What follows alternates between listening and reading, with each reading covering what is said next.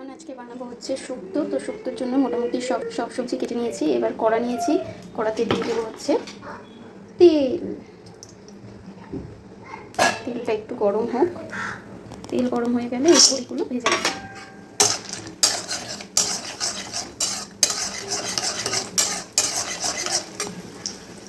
বড়ি ভাজা হয়ে গেছে, এরকম লালচে লালচে করে তুলে নিয়েছি।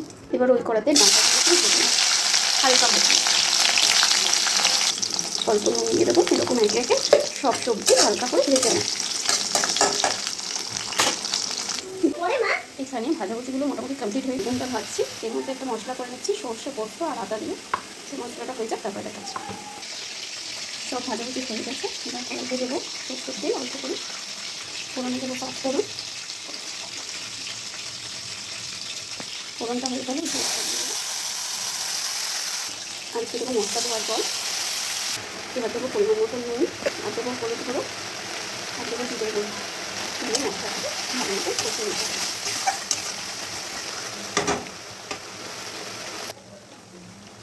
এবার এখানে যত সবজি আছে সব দিয়ে মশলার সাথে কষাবো।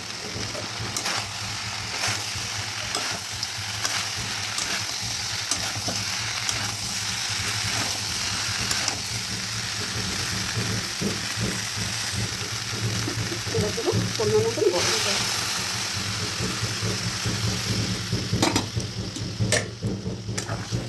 দিয়ে ভালো মতো মিশিয়ে নিতে হবে। আর এখানে একটু নুনটা চেক করে নেবে। এবার ঢাকা দিয়ে আরেকটু হতে দেবে। এবার ঢাকাটা খুলে দেখি কী হলো।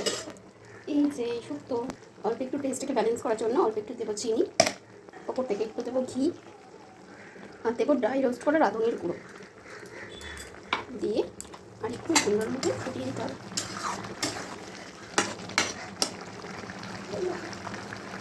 এই যে আমাদের শুক্তো ফাইনাল লুক। সিম্পলভাবে শুক্তো আমাদের রেডি। কেমন হলো কমেন্ট করে জানিও।